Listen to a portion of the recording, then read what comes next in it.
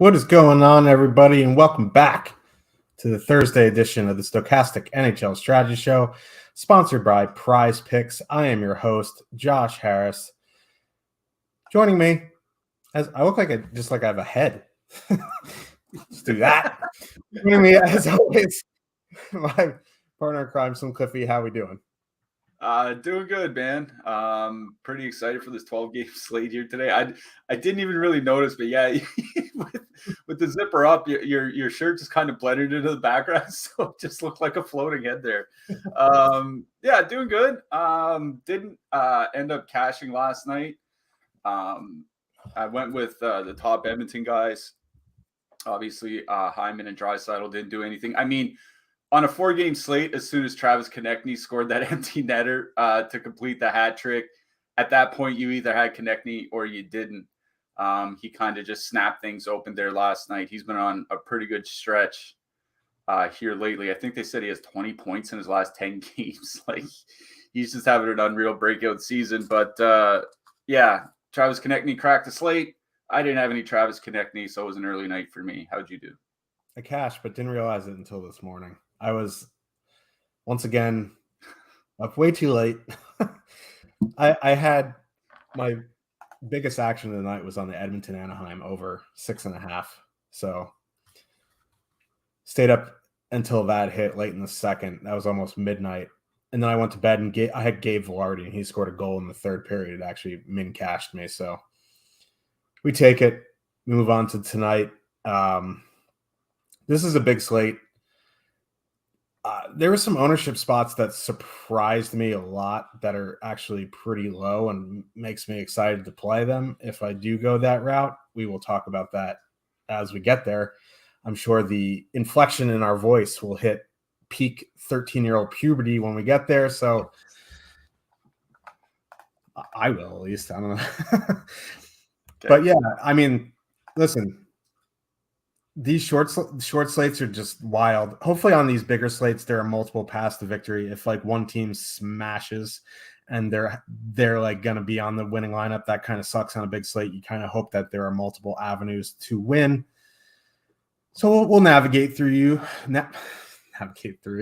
We'll navigate you through this 12-game slate. Let's get into it. Before you do, you know the drill. Smash that like button. Helps us out. Subscribe also helps us out. So you can keep up with all of our shows, DFS offers, giveaways, and much more. Once you subscribe, hit that notification button to get alerts when our shows go live. You can sign up for our Hall of Fame by changing your avatar on DraftKings and FanDuel.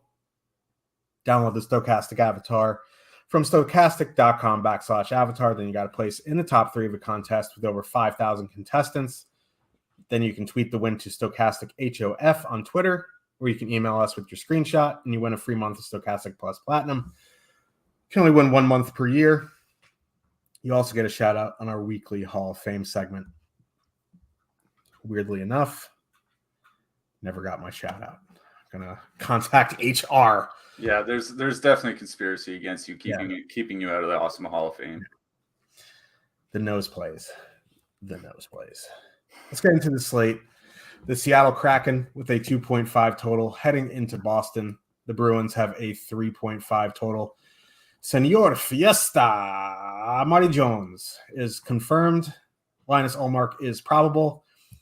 I didn't see any confirmation on the Boston lines, but I would imagine they're going to stay with what they were when like Pastrnak, Zacha, and Krejci just absolutely smashed. Craig Smith up on the top line with Bergeron and Marchand. Status quo for the Kraken with their lines. This is a tough matchup for the Kraken. Kind of reflects an ownership there. You're not seeing much. I think if anything, I would dip down to that third line of Gord, Bjorkstrand. They're going to avoid, the Bergeron matchup. Don't know how much I'll get to on the 12-game slate, though. This is more about Boston, and there is not much ownership on Boston here because, Seattle's a pretty good defensive team. The problem is Marty Jones and, Philip Grubauer. Not the best goalie tandem in the world. One can argue one of the worst in the NHL.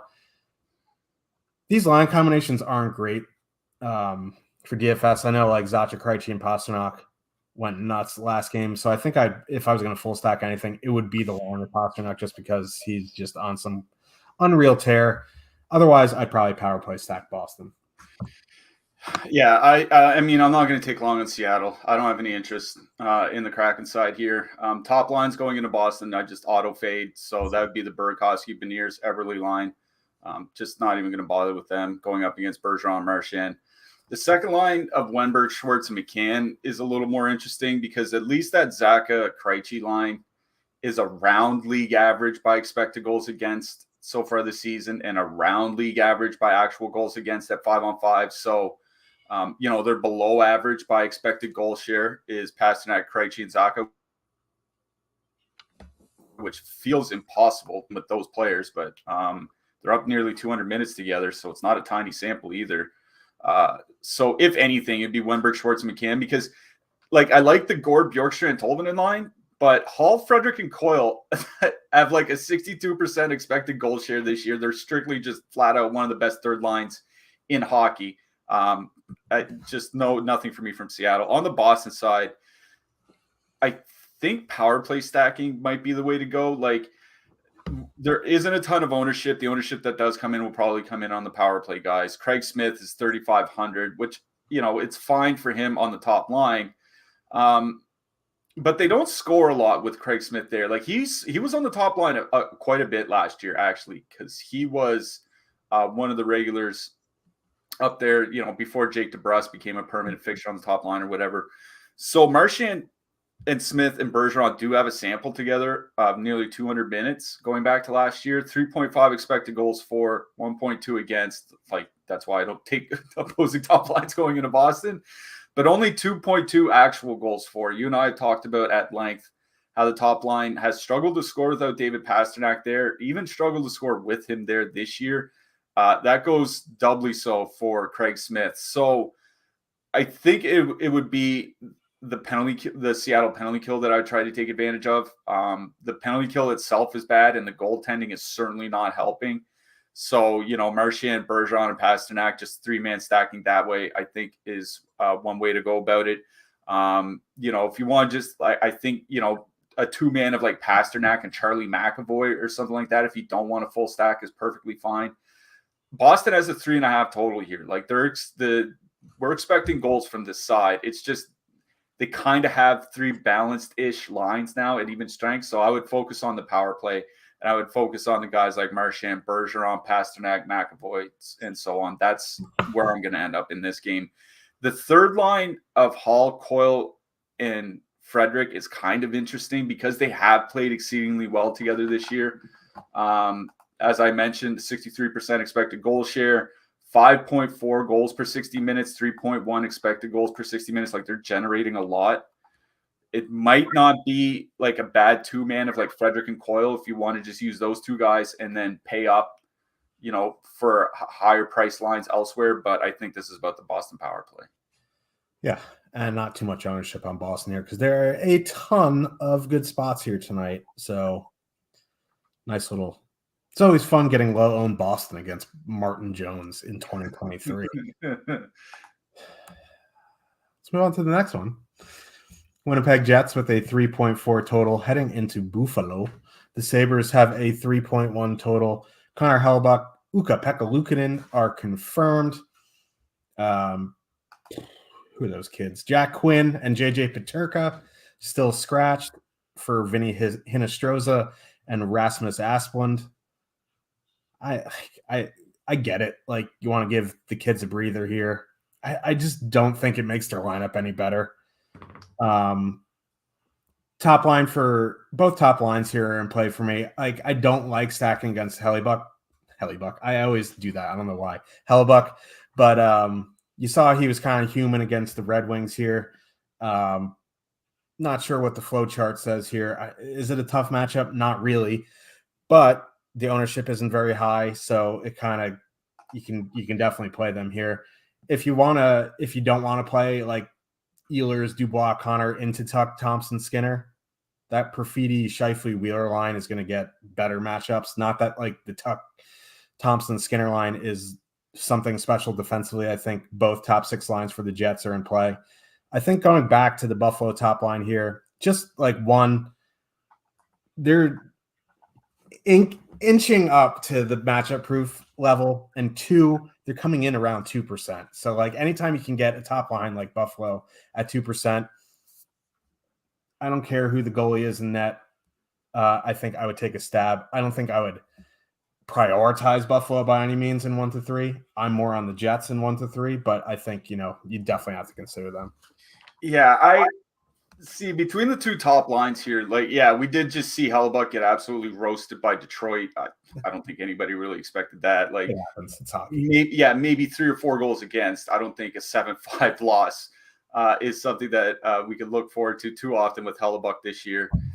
Here's my problem with Buffalo 1 is, like you said, Winnipeg 1 might be in your 3 max mix here tonight. Yeah, Buffalo's top line, their projected ownership right now is coming in at 2% on DraftKings per top stacks, but the Winnipeg top line's just under 5%. Yeah. You know what I mean? It's not like they're that much higher, and they're about $2,000 cheaper, which on a slate this big matters a lot because there are so many options. It opens up so many more options for you for the rest of the slate. Winnipeg doesn't take a lot of penalties. They're one of the least penalized teams in the league. They're at 2.8 times shorthanded per game this season. That's the third fewest power plays given to the opponent on a per game basis. And they have a very good penalty kill. And they have Connor Hellebuyck in net. On the flip side, Buffalo gives up power plays at an above average rate. Their penalty kill is considerably worse than Winnipeg's. In fact, since Thanksgiving, no team in hockey is giving up more shots per minute on the penalty kill than the Buffalo Sabres. And you have this Winnipeg top line perfectly correlated on the power play.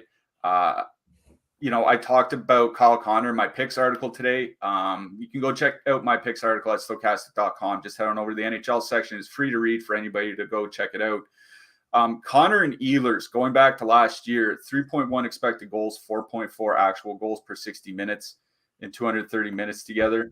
So, yeah, maybe the Winnipeg top line comes in a bit higher owned, but all things being equal, would I rather have the Winnipeg top line in a better power play spot against Ukko-Pekka Luukkonen, or the a more expensive Buffalo top line in a worse power play spot going up against Connor Hellebuyck? That's kind of the way I'm looking at it. So this is a Winnipeg 1 game for me.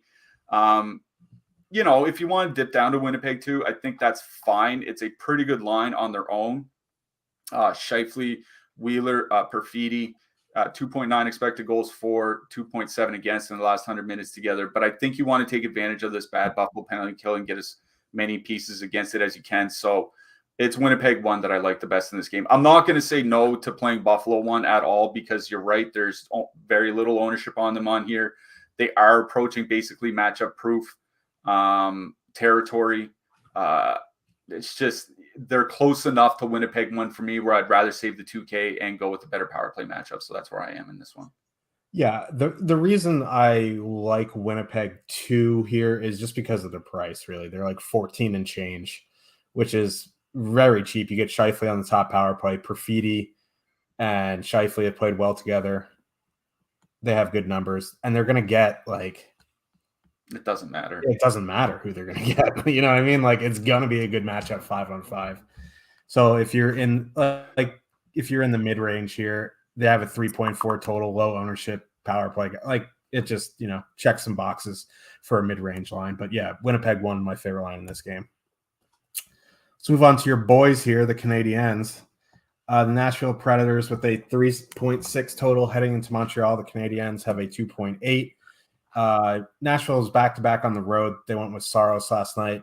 So it's probably going to be Kevin Lankinen tonight. Samuel Dikembe Montembeault is confirmed.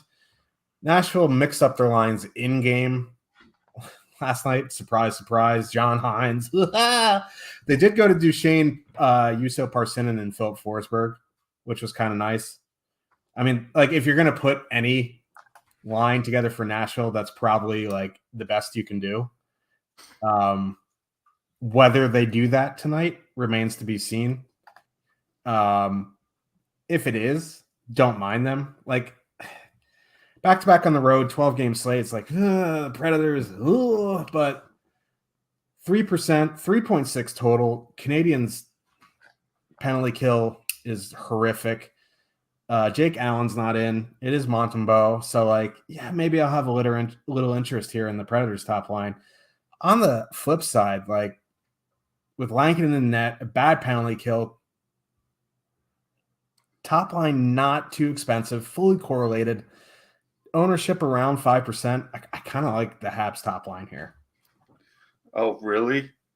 No, I just want to touch on the goaltending real quick because Kevin Lankinen was a game time decision to be the backup to Saros yesterday. And I think Lankinen ended up dressing to serve as the backup, but they weren't sure if he could go. They called up Yaroslav Askarov, who is arguably the top goaltender that's not currently in the NHL in the world today. Askarov might be starting tonight. We won't know until warmups. If Lankinen was well enough to back up yesterday, I'm assuming he's well enough today to start. But you never know how this could go, how the last 24 hours went for him, the last 18 hours went for him or whatever. So just watch out because I don't think Askarov is in the player pool. Let me look. Yeah, so we might not get a Nashville goalie, a playable Nashville DFS goalie here tonight. I wrote up Matt Duchesne, again, referring back to that picks article that's up at Stokastic.com. I wrote up Matt Duchesne today. His projections are pretty funny over on Stokastic. He is the highest projected winger by over a full DraftKings point. To see that on a slate where there are 24 teams playing is pretty wild. That just speaks to the matchup against Montreal here. And I was looking at his numbers because I believe in the second and third period, it was Duchesne, Forsberg, and Parssinen that were playing together. So I looked at Nashville's numbers with Forsberg and Duchesne on the ice without Granlund. Not a big sample over the last couple of years. Or not a big sample this year, sorry, but 4.4 expected goals for, only 2.4 against, and over 75 minutes together. Going back to last year in over 300 minutes together, that's similarly strong expected goals numbers. So Forsberg and Duchesne do play exceedingly well together as long as they don't have Michael Granlund on their line. So if those two guys are together with Parssinen or whomever, Tommy Novak, I don't really care unless it's Granlund or like Mark Jankowski. As long as Forsberg and Granlund are together, I'm going to have quite a bit of interest in the Nashville side here. We're not showing a ton of ownership. It's with the lines that they started with yesterday because we don't know what the lines are going to be today. But, 2% on the Forsberg line, 3% on the line, 4 to 5% on the Niederreiter line because there's around $10,000. But I think like a Duchesne, as long as Duchesne and Forsberg are playing together, I think a two-man of those two or just flat out playing the entire line is definitely in play here. Montreal has this kind of shocked me when I saw it, but after last night's game against Edmonton, Montreal still has the highest goals against per minute in the league going back to December 1st, worse than Anaheim.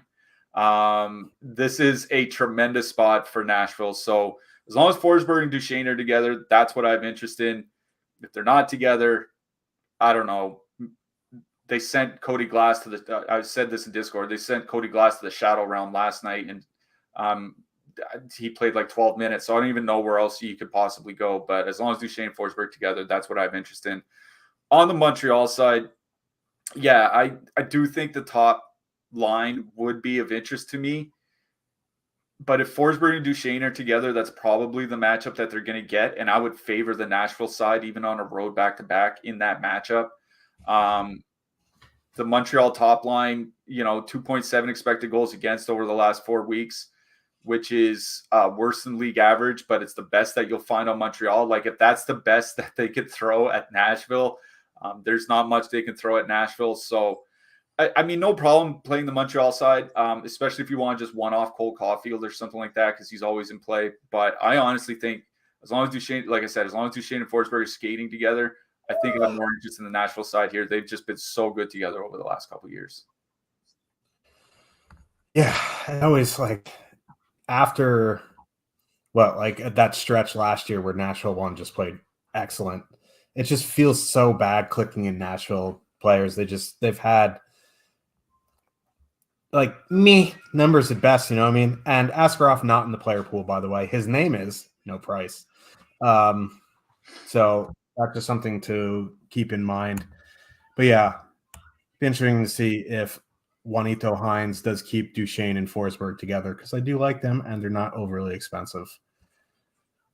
Let's move to the next one. Toronto Maple Leafs with a 3.4 total heading into Detroit. The Red Wings have a 3 total. The Leafs played last night with Matt Murray, so it's probably going to be Ilya Samsonov tonight. Ville Husso is confirmed. Austin Matthews, game time decision. Apparently, he's such a big diva, it has turned into the NBA. I don't know. If he was a game time decision yesterday and they had a back-to-back, I think he's trending towards playing. I don't know. That's just the best guess. If there was a chance he was going to play yesterday and they weren't playing today, he probably would have played yesterday. I don't know. That's just me trying to do some math, which is an exercise for me. But I think he may be in. If not, they're going to go back to the normal lines, or the lines that they ran last night with Engvall, with Nylander and Bunting. On the wing side, they're going Bertuzzi, Larkin, Raymond, Fabi Perron, Veleno. Don't mind that Fabi Perron 2-man here. They're pretty cheap. You get 2 guys on the top power play. Same with Bertuzzi, Larkin. I just kind of have to see if Matthews is going to be in. It kind of changes things, you know what I mean? Because if it's Matthews, Nylander, and Bunting, that's a completely different matchup than Nylander, Bunting, and Pierre Engvall. So I do, in a nutshell, have some interest in some wings here. It's just a matter of if Matthews is in or not. Yeah, and we got to talk about the matchups in this one, because I was looking at the matchups in Bertuzzi's first game back the other night, that 7-5 win over Winnipeg. Detroit was sending out the Kopp, Berggren, Rasmussen line against Connor Dubois and Ehlers from Winnipeg. That would indicate to me that now, see, I got to think teams consider the Connor Dubois Ehlers line as a top line, but maybe they just consider Perfidi, Wheeler, and Scheifele as the top line. I can't see that, but I mean, I can't think along with NHL coaches anymore. The reason that would be advantageous is Kopp and Berggren have not played well together this year. 2.3 expected goals for, 3.4 expected goals against, shooting over around 16% as a line, which is why they're scoring. Once that goes down to 9 or 10%, those goals are going to dry up very quickly. Kopp, his impacts just haven't gotten better this year. He's just legitimately been one of the worst NHL regulars in the league, especially a regular in a top 6 anywhere that's not Anaheim. he's just have awful impacts, bad offensive season. It would be a tremendous matchup for Toronto, one, if Matthews is back in the lineup, and if that's the matchup that they go with. I don't even think going up against Bertuzzi and Larkin is a particularly tough matchup. Not anymore. Yeah, looking over their extended history, they're consistently below average by expected goals against. They're right around average in a limited sample so far this year. So not that the matchup really matters that more, but I think if Matthews is back, it could be especially advantageous. And Detroit has a really bad penalty kill, or at least they've had a very bad penalty kill for about the last 6 weeks. That's something that Toronto also could take advantage of if Matthews is in the lineup, which we'll have to see. I agree with you. I think he plays tonight, but we'll see when warm-ups come. We should note, if Matthews is out tonight, our buddy Alex Kerfoot jumped to the top line with Nylander and Bunting last night. So we could see top line Alex Kerfoot if indeed Matthews doesn't play and they decide to start the game the way they finished last night. So just watch out for that. But if Matthews is in, I have a lot of interest in the Toronto top line. If Matthews is out, I honestly don't think I have interest in Toronto at all. I think Marner and Tavares got the 2 goals last night. Maybe they can do that again, but they really have to just bomb out at even strength to get there. And on a large slate on the road, I'm just not a fan of going in that direction, especially where they typically play at such a slow pace. Even if they get 2 or 3 goals on a slate this big, it's probably not going to change a whole lot. So if Matthews is in, I'm in on Toronto 1. If Matthews is out, I'm just out on Toronto. On the Detroit side, it would be the Larkin Bertuzzi line that I do have interest in. You get 2 out of the 3 guys on the top power play unit. They are still very cheap. I think you can leave Raymond off, even despite his 3-point game the other night. I think you leave Raymond off, just go Larkin Bertuzzi if you want. But I'm going to be honest, unless Matthews is in the lineup, I just don't have a ton of interest in the forwards in this game, period. I don't particularly like these Detroit line combinations. I don't think Toronto is near as potent without Matthews in the lineup. It's just not a game that I would be targeting unless Austin Matthews is playing. Yeah, and if you watched the game at all last night, their power play suffered without him. The goal that they scored at the end, that was a sweet pass from Nylander. So, also, if you're on FanDuel, Askarov in the player pool, min price. So that could potentially make 3 6,500 starters on FanDuel here tonight. Great product. Great website. Yeah, love it. Elite. Let's move on to the next one. Oh boy. Vancouver Canucks with a 2.6 total. Heading into Tampa Bay, the Lightning have a 4 total. Colin Delia confirmed. Andre Vasilevsky probable. The confirmation on Delia jumped the Lightning total from 3.8 to 4.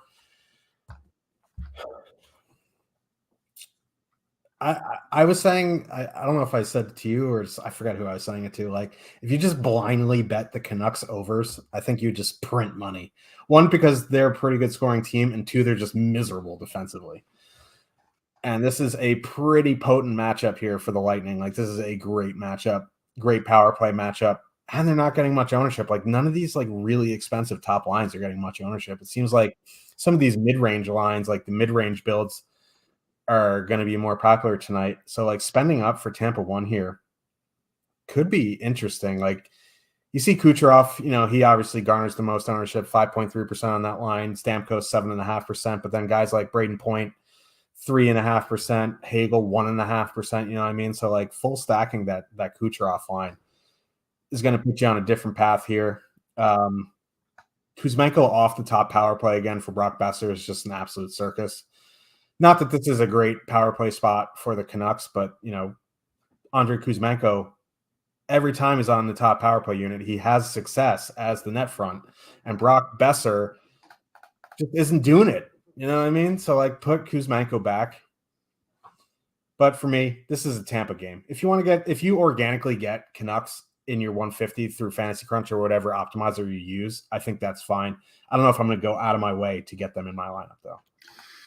It's interesting to see so much steam on Tampa Bay with Delia starting, considering Delia has been Vancouver's best goalie this season. It's not close either. That's what I mean. I was looking at the goals saved above expected numbers for the Canucks so far this season. Delia in 5 games, 4.6 goals saved above expected. So pretty close to saving a goal a game for Vancouver. Their other 2 goalies, Spencer Martin, minus 12.7 in 23 games. Thatcher Demko, minus 11.4 in 15 games. Delia's been their best goalie, and it's not close. It's just 5 games. Delia, I don't even think Delia has 50 career NHL games to his name. He has had fits and spurts where he's played pretty well, especially on bad Chicago teams like 4 or 5 years ago. It's definitely not going to stop me from playing Tampa Bay. It's just that's not going to be the deal breaker for me. It's not like, oh, Spencer Martin isn't starting. Well, in that case, I guess I'm going to play Tampa. No, I was playing Tampa Bay regardless. I don't think this makes it necessarily a better spot for them either. I'll start with Vancouver very quickly. The only line I'd have interest in is Pettersson, Kuzmenko, and Besser. Pettersson and Besser have pretty good production together this year. Over 65 minutes, 3.4 expected goals for, 4.3 actual goals for. Whether it's Kuzmenko, whether it's Besser on the top power play, you're going to get one of them. So you're going to get 2 out of 3 guys on the top power play unit. I've noticed Elias Pettersson still has 0 power play goals on the season. This is a guy that averaged a power play goal like every 7 games for his career to this point. That's wild. But they've been playing well offensively, giving it up defensively, which I think you'd expect with any line with Brock Besser on it, but playing very well offensively. So it would be the Pettersson line, if anything, on Vancouver. On the Tampa side, it's just right back to the top line, isn't it? Like Hagel, Point, and Kucherov. I wrote up Braden Point in that Stacks article. Again, over at Stokastic.com, free for everyone to read. He's pacing for nearly 50 goals and 85 points. He's priced pretty reasonably. The whole line is really priced pretty reasonably today, coming in at 21.6, considering what they've done and what they can do. The power play's been a lot better of late. Their power play's up to nearly 14 goals per 60 minutes with Victor Hedman there, which that's a big turnaround because it was only like a month or 6 weeks ago. That number was around 8 or 9. So maybe it is. So they've been definitely, Hedman's been playing better. Power play's been better. I really like the Tampa Bay top line. I think this is another line that I would probably rather play instead of Buffalo. But with so much steam coming in on the Tampa side, I wonder if ownership doesn't come in a little bit higher than the 3 to 4% we're projecting. Yeah, we'll have to wait and see on that throughout the day. But still, if they're 7-8%, still a play in my book. As we mentioned off the hop, we are sponsored by Prize Picks. Now we have a link in the description that tracks Cliffy and I's success with it. So who doesn't like a little affiliate marketing? Because if you sign up through our link, we get the credit. Our shows keep coming at you for free. You like free, we like free, and you get free stuff with this too. It's not like you just click the link for us and you get nothing. You get 1 free month Stokastic Plus Platinum and up to $100 deposit match bonus when you sign up and make a deposit with Prize Picks. It's a daily prop-based contest. You don't have to deal with sharks, optimizers, Colin Delia, or anything like that. You put 5 players. You can put up to 5 players in your lineup and can net you up to 10x your entry fee. You can cross sports entry. NHL, that's fine. My prize pick for tonight, I checked it out before the show, even though it's not legal in New Jersey. I wish it was. I'd use it. Mikko Rantanen over 3.5 shots on goal. So make sure to check that out. Click the link in the description. Get your 1 free month Stokastic Plus Platinum, which is a good value there, and a $100 deposit match bonus when you sign up. So thank you. Dallas Stars, 2.7 total. Heading into New York, the Rangers have a 2.9 total. Jake Ottinger is confirmed. Would be shocked if it was not Igor Shesterkin. Chris Kreider is hurt. Alexis Lafreniere moving up into his spot and getting top power play time for the first time in his career. This is now or never for him. I hope they're not doing this to showcase him for a trade. Oh, that gives me a migraine just thinking about it. But either way, this isn't the best matchup on either side. Rope Hintz still out. So, the ghost of Tyler Seguin is up on the top line with Pavelski and Robertson.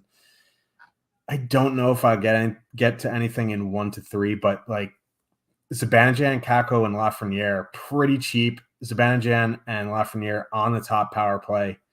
So if I was going to do anything, it would be that line. Yeah, I did write up, obviously, Lafreniere for the picks article. He's only 2,600 top line, top power play minutes. Like, it seems like an auto slam for somebody needing a super min price salary saver here tonight. I was looking at because Lafreniere and Zibanejad actually played quite a bit together both this year and last year. 3.3 goals scored per 60 minutes at 5-on-5 and 350 minutes together. The problem is a lot of those minutes were with Kreider, right? Like, there's not a lot of minutes like with Panarin or with Kakko or with anybody but Chris Kreider. So how those two perform with Kakko and not Kreider kind of remains to be seen. If you don't want to full stack them, but you want to make sure you get a piece of it, like just putting Lafreniere as a one-off in your lineup seems like the way to go here. I don't know how they're going to perform defensively either. Well, if you think about it, Hedl, Kakko, and Lafreniere were honestly the Rangers' best line in the playoffs. Like, Philip Hedl's a very good player, don't get me wrong, but I think Mika Zibanejad is a better player. So if you take the hockey math kind of, I know Zibanejad and Hedl are completely different players, but Lafreniere and Kakko seem to have good chemistry together, so could work. Yeah, it definitely could. And I'm thinking about it because the Dallas top line with Seguin there, it's actually been good together over the last couple of years. The Robertson, Seguin, and Pavelski, 4.0 expected goals, 3.8 actual goals scored in 65 minutes together over the last 2 seasons. Obviously, Hintz has been there for most of it, but there have been some spelling off. They're all in the top power play unit, as you mentioned on the show on Tuesday, I think it was. Shesterkin has struggled on the penalty kill this year. Dallas typically has a very good power play. I wonder how much Hintz is part of that and how much Seguin can actually help. The Rangers' penalty kills generally been pretty good. It's Ryder's been one of their better penalty killers, though, surprisingly. So yeah, that's kind of the wrinkle here, is that I think it might be a little bit weakened. I agree with that here tonight. So I don't particularly mind Dallas 1. Robertson, Pavelski, Seguin, especially where they're coming in at 2.5%. They're not super expensive. They're under 19K on DraftKings. But I think I'm with you. It would probably be the Rangers side that I have a lot more interest in here. Zibanejad, Kakko, Lafreniere.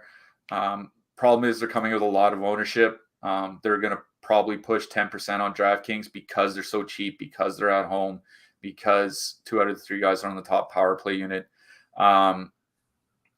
That would probably be the line I would go to. I wouldn't dip down to Trocheck, Kravtsov, Panarin for a similar price. I mean, you can, because I think they'll come in lower owned, but it just leaving Zibanejad off of any Ranger stack just kind of feels bad, I guess. I don't know how else to put that.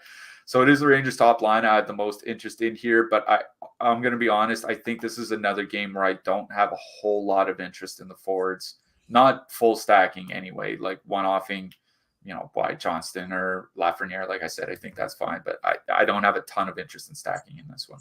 Yeah, and it is, I think, the only 5.5 total on the slate, so makes some sense there. I don't think I'd full stack anything. I might take a one-off or a two-man if I need some salary savings. Like Seguin, it's 4,400.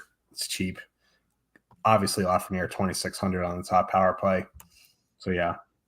Let's move on to another 4 total. Carolina Hurricanes with a 4 total heading into Columbus. The Blue Jackets have a 2.4. I see Freddie Anderson in the lineup builder. Don't know if he's starting, but if he is min price on DraftKings. Eunice Korpisalo, 6,700 on DraftKings, is confirmed. You had a nice little tidbit on the Johnny Gaudreau stats. Johnny Gaudreau, completely different player without Boone Jenner. Now he's on a line with Kent Johnson and Emil Bemstrom. Gustav Nyquist, Roslovic, Line still together. Like, this is just a miserable matchup for the Blue Jackets. With Max Pacioretty back, like, this Hurricanes team, top to bottom, one of, if not the most deepest team in the league. I see a lot of ownership on this Aho Jarvis Pacioretty line, double digits. Don't see a lot of ownership on the second line of Stastny, Netchis, Svechnikov. it's not like they're going to get a worse matchup. Like, it doesn't matter what line they're going to get. They're going to be bad defensively. Necas Svechnikov on the second power play unit. Carolina's not one of those teams who keeps the top unit on for most of the 2 minutes. It's pretty elite. It's a pretty even split. Granted, the top unit does see a little bit more, but Necas Svechnikov, Stastny have had excellent numbers this season. Low ownership against Columbus. I'm in. Yeah, one thing I want to mention about Columbus is it looked like a morning skate, or at least a projected skate. They had different lines. Gaudreau is with Roslovic and Laine now, and then they have Nyquist with Bemstrom and Kent Johnson. I'm not going to take long here. I don't have any interest on the Columbus side. What I brought up with reference to Johnny Gaudreau is something that's similar to Sam Bennett. We'll talk about with Florida later.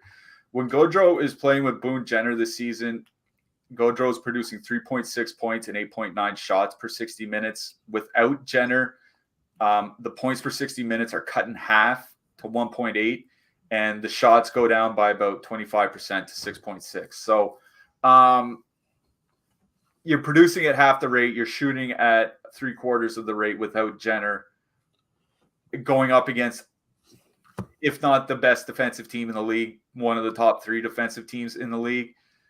You know, if Freddie Anderson's starting, maybe he's rusty from being injured and being off for so long and all that. So maybe they can sneak a few past him, but I don't have any interest in Columbus here. It's the Stastny, Necas, Svechnikov line that I like here. I wrote them up again in that picks article, mainly because of that ownership rate.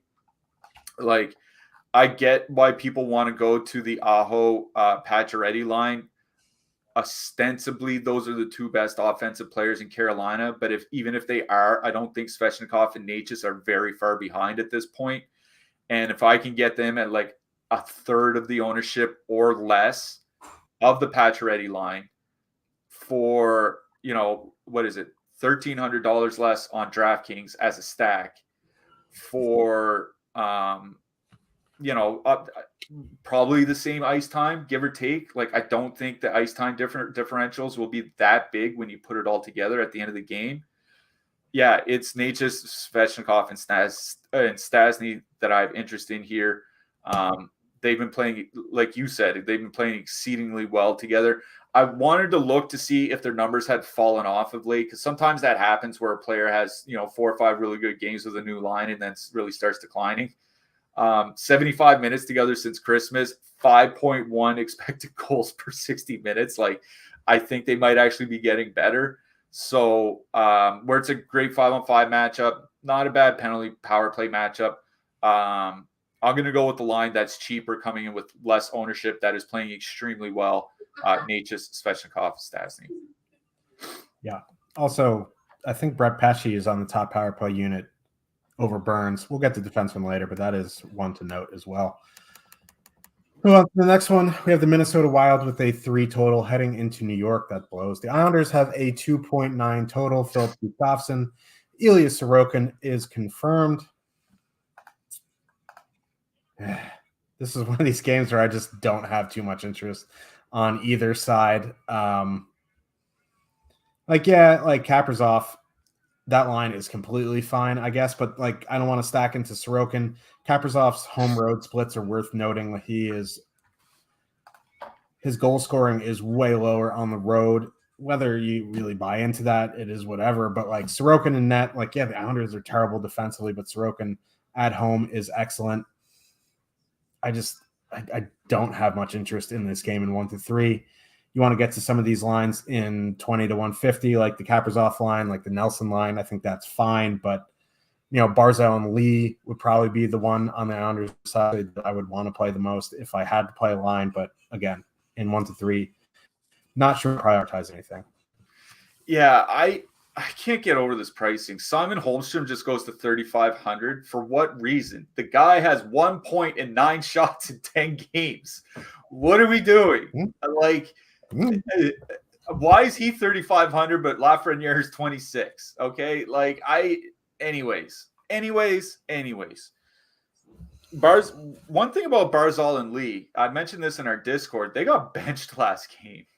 It was a 1-1 game. It was a 1-1 game against Dallas, and they got benched for the final 4 minutes of the game. So Matt Martin and Cal Clutterbuck could get double shifted, and then Lee didn't touch the ice in the overtime. That's kind of worrisome to me. Like you would think when you're looking for a goal to win a game, you would lean on your best offensive players, but it seems like the New York Islanders don't agree with that. They would rather go with their face punchers.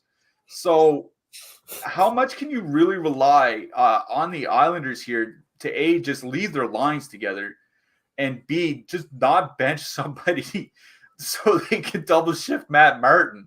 You know what I mean? And it's frustrating because Barzal and Lee have played pretty well together this year. 3.8 expected goals for, 2.7 against in 75 minutes together without Oliver Wahlstrom on the wing. So they can probably generate here against the Minnesota top line. A Minnesota top line that's at 3 expected goals against per 60 minutes over their last 115 minutes together. They have not been playing well defensively for a good 4 or 5 weeks now. I don't think it's that terrible of a matchup for Barzal and Lee, but I also don't know that they see much of that matchup, and I think the Islanders galaxy brain themselves into sending out Barzal against the Eriksson Ek line. I honestly think that might be the way that the line matching works out here tonight. And I have absolutely no interest in Josh Bailey, Brock Nelson, and Beauvillier playing together. So nothing for me from the Islanders side. On the Wild side, Hartman, Boldy, and Goodrow have been playing pretty well together. It's not a big sample, but Hartman, that entire line, 66 shot attempts for, 53 against, 56% shot attempt share in 45 minutes together. It's only like 3 or 4 games, not a lot. But Hartman and Boldy have similar numbers in a bigger sample. So I understand if you don't want a full stack, but even like a 2-man of like Goodrow and Hartman, or just one-offing Hartman, I think those are definitely all in play here. The Islanders, they just need to get bailed out by Ilya Sorokin. I don't think there's a good defensive line amongst them. That's kind of where I am here. I don't think I'm going to be playing any of the big guns in this game. I think if anything, one-offing like, Boldy, one-offing Hartman, 2-man of Boldy and Goodrow, something like that is where I'm looking in this one. Yeah. Again, not one of my favorite games. Kind of like the goalies. Calgary Flames with a 3.3 total. Heading into St. Louis, the Blues have a 2.7 total. The backups here, Daniel Vidar against Tomas Greiss, they are both confirmed. Don't mind the Blues top line here, Thomas Buchnevich, Kyrou. They're coming in with reasonable ownership, under 5% as a full line. Not the best matchup in the world, but they're fully correlated.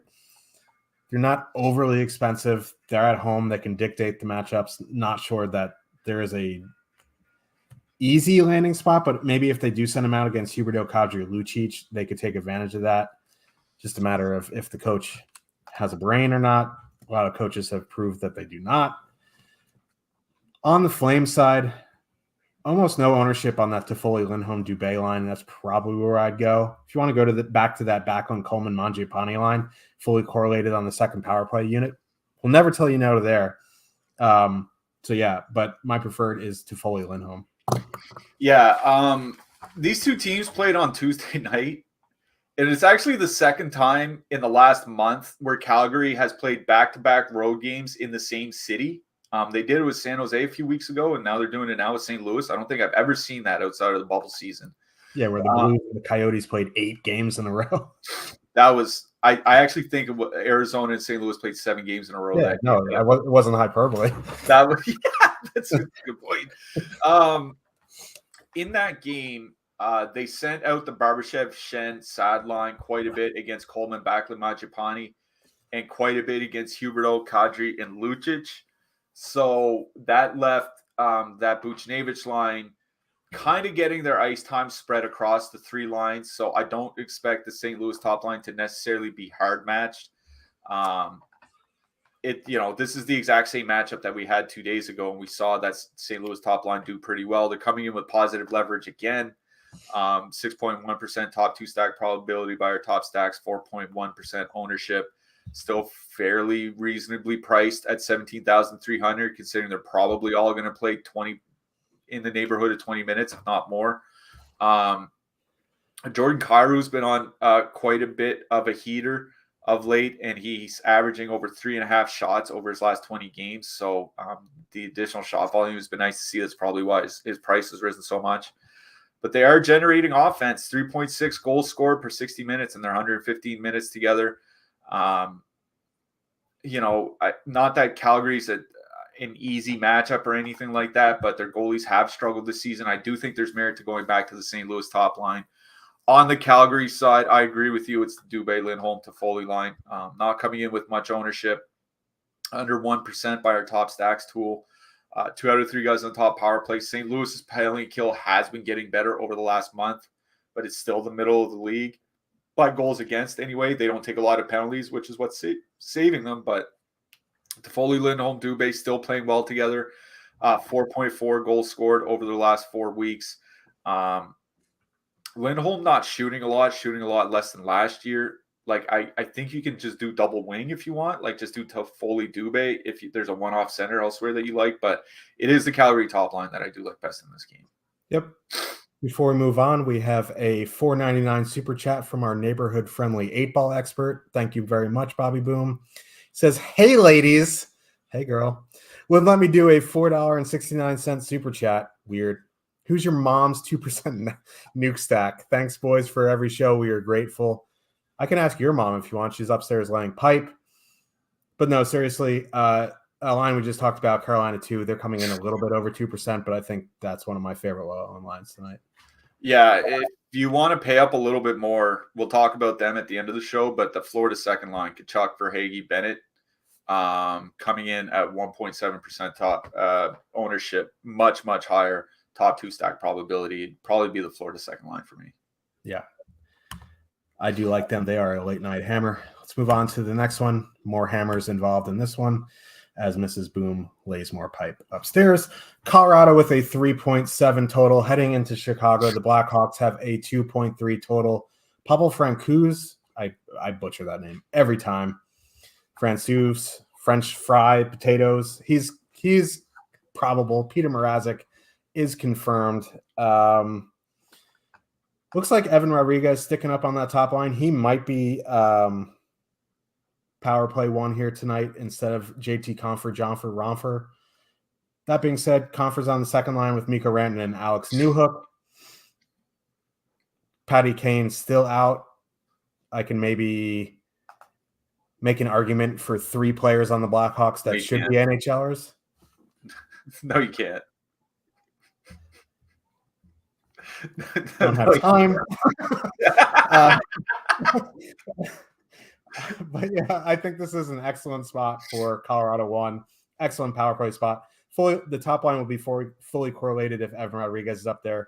Just an ownership thing. McKinnon's going to be very popular tonight. The other guys as well. There's plenty of ways to get different tonight. I love Colorado 1. I'm not going to talk about Chicago. Like, if you want to use a low-ish priced one-off power play guy like Radish or Athanasiou, because the Colorado penalty kill is that great, then fine. I think that's fine. But other than that, I'm just not even going to bother. What's interesting to me in this game is seeing Peter Mrazek starting. Alex Stalock has played very well for Chicago this year. I don't wonder if that's why Mrazek is starting, is they can't afford to have Stalock steal them some games. So they need to keep losing as many games as they can. So I think that's why you're going to see a lot more of like Soderblom or Mrazek or whatever. Stalock has played pretty well. Mrazek has not. Mrazek is over minus 12 goals saved above expected this year in 14 games. He's as bad as the Chicago team is. Mrazek's still costing them just under a goal per game extra. So, like, this is lining up pretty well for Colorado. That was basically the reason I didn't write up Colorado in my picks articles, because if Stalock was starting, I was going to be like, maybe I'll play Alex Stalock tonight. But with Mrazek and net, it's full all systems go on Colorado. McKinnon and Rodriguez are up to about a little over 70 minutes together so far this year. The offensive numbers have just been outstanding. 3.8 expected goals for, 5.1 actual goals for. Rodriguez has played at least 20 minutes in 4 straight games now. Nathan McKinnon is averaging 25 minutes a game since he returned from injury. There's nothing that can stop them on the Chicago side. There's going to be a ton of ownership here. That's the only thing, right? Is you can see both the Colorado top lines come in double digits, and I wouldn't be surprised to see in like some single entry 3-max contest to see the Colorado top line at 20%. On a 12-game slate, that is pretty high. I think you'll see McKinnon in spots over 35%. Yeah, exactly. Yeah. So, I understand not wanting to play them because they will have a lot of ownership for such a large slate. With that said, they have been playing well offensively. This is one of the best matchups in the league. There's no shutdown line of note on the Chicago side. Their penalty kill is still very bad. Their one saving grace is that they don't take a ton of penalties. So maybe if they only take 1 or 2 penalties, they can kind of limit Colorado a little bit. But if they start a parade to the penalty box, it could get pretty ugly pretty quickly. I really do like the Colorado top line here. I know you like Mikko Rantanen. I think if you want to take out Lehkonen and put in Rantanen, if you're worried about ownership to get a more unique stack, I think you can do that. But at the very least, I would want McKinnon and Rodriguez together, especially with Erod playing on the top power play unit now. This is a smash spot for Colorado. I really, really do like the top line, particularly any of the power play guys. Yeah, and it's weird if you say leave off Lehkonen and put in Rantanen. That's probably what I would do as well. But like the thing is, like Lehkonen's going to be the lowest owned of the bunch by far because he hasn't had a 20-point DK game this season, I don't think, or something like that. It's been a long time. I think including him might actually be a way to get a little bit more different because I think a lot of people are going to add in Rantanen in there. I think you can just 4-man stack it and go about your day. There's plenty of ways to get different, though. There's plenty of secondary stacks in play tonight. If this game gets out of hand, though, you could see that top line playing like 18, 19 minutes, but the thing with that is like if it gets out of hand, who's probably responsible for it getting out of hand? Yeah. Yeah, they already smashed. It's not like, Martin Kaut is going to have a 6-point night. You know what I mean? I hope. I once saw a defenseman score a hat trick after being played up front as a forward for the Florida Panthers. So I would say anything can happen. Yeah, but they're not playing the Leafs, so it's not possible. Fair enough. Oh, yeah. Woo. Anytime we can drag the Leafs, we take the time to do it. We can get you as well a 5-day NHL free trial from Stokastic. Gives you full access to everything that we have to offer: projections, ownership, top stacks, rankings, Discord. This is valuable. Like, as much as we talk about all the tools and stuff, I think the Discord is the best tool. You get access to, we talk about all kinds of stuff. You get late breaking news, get a lot of sharp minds. You can bounce stuff off. Everyone's friendly in there. Almost everyone. And click the link in the description. Join, come to Discord, say hi. You'll get a warm welcome. While we're here, though, we'll show off the lineup builder. We'll build a lineup if that is possible. Yes, it is. So let's just start with that chalky Colorado top line. Yeah, we might as well just jam some chalk here. Yeah. I don't even know what would be a good filler line to go with them. We could go to that Rangers top. I wonder if Montreal would fit. Montreal would fit. Montreal would fit. That. You know who else would fit? You know who else would fit? Who? The Arizona top line. Okay, so we're playing Montreal. Not jamming in Arizona top line. Who are we going to put in goal? I say Connor Hellebuyck. Yeah. Is Freddie confirmed? No. I think Hellebuyck is one of my favorite goalies on the night, yeah. All right, let's do that. Let's put in Hellebuyck. 3,300 each for defensemen. We can just pair Brendan Dillon with him for cheap. Get some correlation in. Let's do that. So we got 3,900 for a defenseman. Jake Wallman, baby. Oh, man, it is Jake Wallman season. All right, let's do that. So there you go. There you have it. Colorado won, Montreal won, Hellebuyck and Brendan Dillon in defense goalie tandem, and then Jake Wallman as the one-off defenseman. No money left.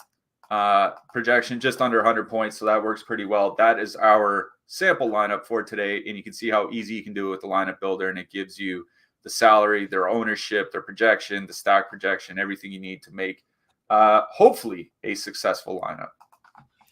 Yeah, and that's pretty crazy. You can fit another top line in pretty comfortably with that Colorado top line. So yeah, that ownership could be over 20%. Yes, we just have confirmed that for ourselves by building the lineup. So yeah, make sure to click that link in the description. Join up. We'll talk to you in Discord. We'll say hi. Let's move on to the last two games of the night. This is a doozy, though. My God. The Ottawa Senators with a 3.5 total heading into Arizona. The Coyotes have a 2.9 total. Cam Talbot, Connor Ingram, probable. What the heck did the Senators do in morning skate with their awards? They started one way, they ended another. This game's at 9 p.m. We don't know. The thing is, like, the switch that they made would give the top line more power play. And this is a good power play spot anyway. So I think you could just power play stack the Sens if you're worried about it, especially if Vemelka's not in net and it is Ingram. On the flip side, I think you can full stack Arizona 1. They're cheap. I think, if you just want to one-off Barrett Hayton, I think that's fine. But I think some like Barrett Hayton with Chikrin is a nice two-man as well. Like, the Coyotes are in a spot where they're usable, and it feels kind of refreshing is the word. I don't know, because the Coyotes always had like a 1.9 total and they're getting chalk ownership. But like now that they have like a legitimate total, you're not getting much ownership. So like, I don't mind it. Yeah, what Ottawa did is practice yesterday. They ran 2 sets of lines. The first one was the lines they've been using for like a month now. The second one, they basically just switched Claude Giroux and Alex DeBrincat. So the top line was Tkachuk, Stützle, and DeBrincat. The second line of Pinto, Batherson, and Giroux. It would seem to throw the lineup in question today. One of their beat writers said no changes to the lineup this morning. Read that how you want, whether it's no changes to the way the lineup has looked or no players coming in and out of the lineup. That's up to you to decide. I wrote up Ottawa 1 in the picks article because there is not a lot of ownership coming in on them, because there are Colorado's going to carry a lot of ownership. The top Carolina line is going to carry a lot of ownership. Tkachuk, Stützle, and Giroux at least had the 5th highest top 2 stack percentage, but we're coming in at about half the ownership rate, so it made for a good leverage. Now, if Alex DeBrincat is there, it gives them perfect correlation on the power play and even less ownership. And this is arguably the best power play spot on the entire slate. Arizona's taking 3.8 penalties per game. It leads the league. Ottawa's at 3.8 power play opportunities per game, which I think is first in the league now, even ahead of Edmonton. So you have the team giving up the most penalty power plays with the team drawing the most power plays. And Ottawa's power play has been anywhere from very good to elite basically this entire season. It's the one thing that has kept them anywhere near in games. So I think I would just go Stützle, Tkachuk, and DeBrincat. Now, it's going to be expensive, but it'll also be very unique, even though it's a great spot for them, because they are expensive, and people, at that price range, people will be playing some sort of Colorado power play stack, Tampa Bay, Buffalo, what have you. So it'll be a low-owned combination. Even if DeBrincat's not there, it's still a power play stack. And like I said, I think this is the best power play matchup spot on the entire slate. So Tkachuk, Stützle, and DeBrincat is how I would line things up. If something else changes, then DeBrincat being the most expensive, you can swap down to Batherson, or you can swap down to Giroux or something like that if you really want to. On the Arizona side, Hayton and Keller and Schmaltz have actually played together pretty well over the last couple of years.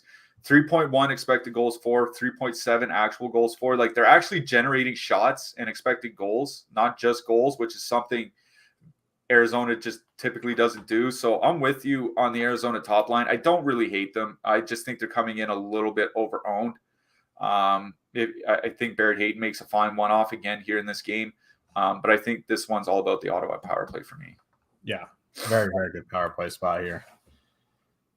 Let's move on to the last game of the night, we have the Florida Panthers with a 3.2 total heading into Vegas. The Golden Knights have a 3.3 total. Bobrovsky is probable. Aiden Hill is confirmed. Your boy, Paul Cotter, moving up the lineup to play with Eichel and Marchessault. Why? I can't give you an answer. As you mentioned in the super chat, you really like Bennett Tkachuk for Hagee. They're getting almost no ownership. And now Aiden Hill starting. It's not Logan Thompson. So, like, I was kind of off the Panthers here, but now that Aiden Hill is starting, I think they're back into consideration for me. I'm noticing not much ownership on Stone, Stevenson, and Amadio, and I'm wondering why that is, because they're pretty cheap, 14,800. Amadio's not playing as much now that he's not on the top power play unit, but Stone and Stevenson are still on the top power play unit. Florida is one of the most penalized teams in the league, like right up there with Arizona. Stone, Stevenson, and Amadio over the last 4 weeks, 3.2 expected goals for, 2.4 against, 3.7 actual goals for. Chandler Stevenson's nearly on an 80-point pace this season, which feels unfathomable. I like, with no one wanting to play that Vegas Mark Stone line, I have interest in that Vegas Mark Stone line. Like, Florida's not a dangerous matchup by any means. I think that makes a nice, like, 1% mid-owned line to mix in with some higher price lines. They've been playing well. 2 out of 3 on the top power play unit. Not a bad matchup, especially with all the penalties that Florida takes. I do like Amadio, Stone, Stevenson. On the Panther side, I wrote about Sam Bennett in the picks article.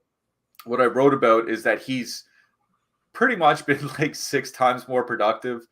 I guess 5 times more productive with Matthew Tkachuk as his winger than anybody else. He shoots more with Matthew Tkachuk as his winger. They generate more shots. Like, this line of Tkachuk, Bennett, Verhaeghe does have a 110-minute sample this year. 4.3 expected goals for, 3.9 actual goals for.